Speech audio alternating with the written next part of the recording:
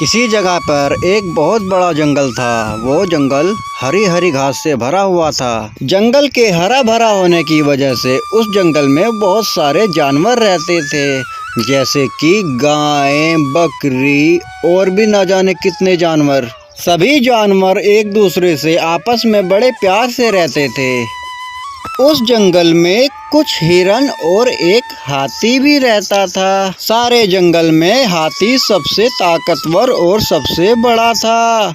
वह हाथी अपनी ही मस्ती में मस्त रहता था और किसी से ज्यादा मतलब नहीं रखता था और पूरे जंगल में इधर से उधर चक्कर लगाता रहता था।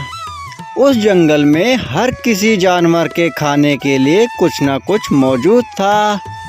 उस जंगल में बंदर भी बहुत रहते थे और वे फलों को पेड़ से तोड़ तोड़ कर बड़े मजे से खाते थे।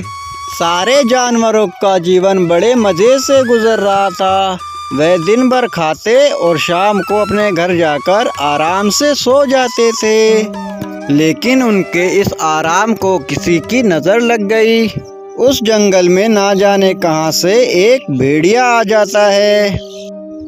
भेड़िए बड़े ही खतरनाक होते हैं। वे एक दूसरे जानवर को मार मार कर खा जाते हैं। एक दिन वह भेड़िया कुछ जानवरों के पास गया जो जानवर खा रहे थे।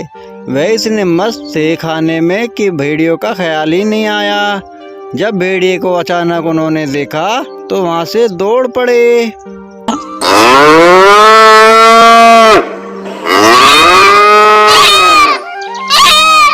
और सारे जानवर बहुत दूर जाकर खड़े हो जाते हैं और उस भेड़िए को देखने लगते हैं।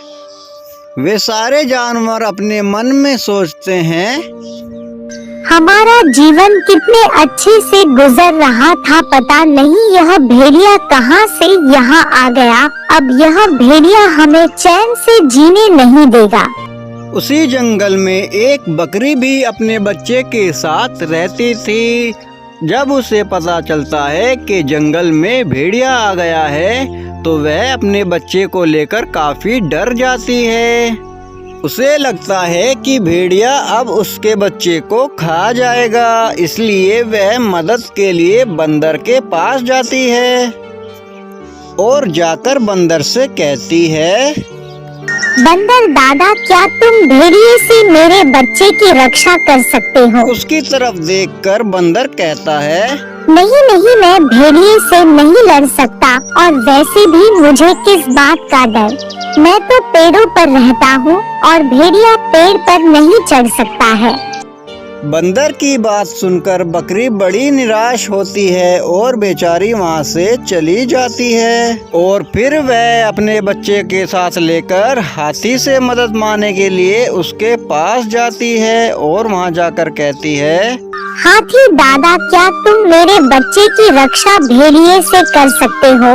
वह भेड़िया मेरे बच्चे को मार देगा। हाथी जवाब देता है, नहीं नहीं, मैं इन लफड़ों में नहीं पड़ना चाहता और वैसे भी मैं तो बहुत ताकतवर हूँ। जब भेड़िया मेरे पास आएगा तो देख ही जाएगी। हाथी का जवाब सुनकर बकरी बेचारी वहाँ से भी चली जाती है। बकरी सोचती है, अगर मुझे अपने बच्चे की रक्षा करनी है तो मुझे यह जंगल छोड़कर जाना होगा। और फिर बकरी अपने बच्चे को लेकर वह जंगल छोड़ देती है। और उसके बाद भेड़िए ने जंगल में कहर मचा दिया था।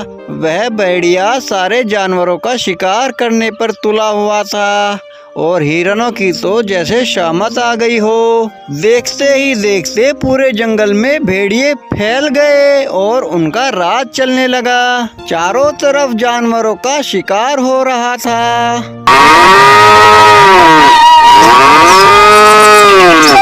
और बंदर भी भेड़ियों के कहर से नहीं बच पाया, वह भी भागा फिर रहा था। जंगल में चारों तरफ डर का माहौल था और सारे जानवर जंगल छोड़ने को मजबूर हो गए। वे बेचारे अपना घर छोड़कर दूसरे जंगल को जाने लगे और उस जंगल को छोड़ने का फैसला किया। किस्मत उन पर मेहरबान हुई और शहर से कुछ सर्कस वाले आए गाड़ी लेकर और वो सारे भेड़ियों को कैद करके सर्कस में ले गए, जिससे सारे जानवर बड़े खुश हुए और वापस आकर पूरे जंगल में जश्न मनाया। अब जानवर पहले की तरह हंसी खुशी रहने लगे और मज़े करने लगे थे।